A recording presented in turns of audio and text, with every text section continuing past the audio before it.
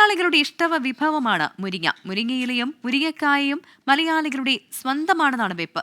എന്നാൽ മലയാളികളെക്കാൾ മുരിങ്ങയെ അറിഞ്ഞ അറബികളുണ്ട്. സൗദിയിൽ 15 ഏക്കർ സ്ഥലത്ത് മുരിങ്ങ കൃഷി നടത്തുകയാണ് ഒരു സൗദി പൗരൻ. മുരിങ്ങ കൊണ്ടുള്ള ചായ, തേൻ, പൗഡർ, പേസ്റ്റ്, ഓയിൽ തുടങ്ങിയവ ഇവിടെ ഉണ്ടാക്കുന്നു.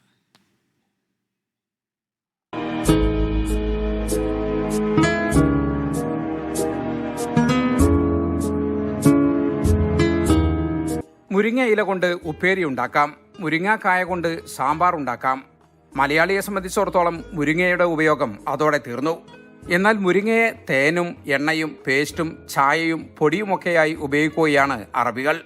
സൗദിയിലെ ഹൈലിൽ നിന്നും ഏതാണ്ട് 40 കിലോമീറ്റർ അകലെ അൽഖാദ് തുർബിയ എന്ന സ്ഥലത്താണ് ഈ മുരിങ്ങ തോട്ടമുള്ളത്. 15 ഏക്കർ സ്ഥലത്ത് 10,000-ലധികം വരുന്ന മുരിങ്ങ മരങ്ങൾ. ഇതിന്റെ ഔഷധ ഗുണം പഠിച്ചു മനസ്സിലാക്കി സൗദി പൗരനായ അബ്ദുൽ അസീസ് അൽ ഉബൈദയാണ് ഈ കൃഷി തുടങ്ങിയത്. നടത്തിക്കൊണ്ടുപോകുന്നത് നിലമ്പൂർ കരുളായി സ്വദേശികളായ ബീരാനും സഹോദരൻ ഷിഹാബും. ഈ മുരിങ്ങയിൽ നിന്ന് ഒരു കിട്ടാവുന്ന എല്ലാ ഉൽപ്പന്നങ്ങളും ഞങ്ങൾ ഇതിന് തയ്യാറാക്കി എടുക്കുന്നുണ്ട്. 6 രാജ്യങ്ങളിൽ നിന്നുള്ള വ്യത്യസ്ത ഇനം മുരിങ്ങാ ചെടികൾ ഇവിടെയുണ്ട്. പ്രമേഹം, കൊളസ്ട്രോൾ തുടങ്ങിയവർക്ക് ഉപയോഗിക്കാവുന്ന ഔഷധ ഗുണമുള്ള ചെടിയായതുകൊണ്ട് തന്നെ ഡോക്ടർ മുരിങ്ങ എന്നാണ് ഇതിനെ സൗദികൾ വിളിക്കുന്നത്.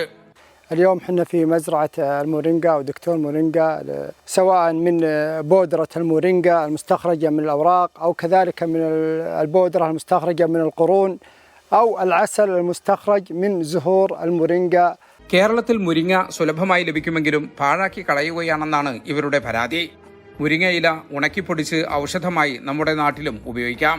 വൈറസ് സംബന്ധമായ അസുഖങ്ങൾ, മുട്ടുവേദന, സന്ധിവേദന, മുടികൊഴിച്ചിൽ തുടങ്ങിയവക്കും മുരിങ്ങ പരിഹാരമാണത്രേ.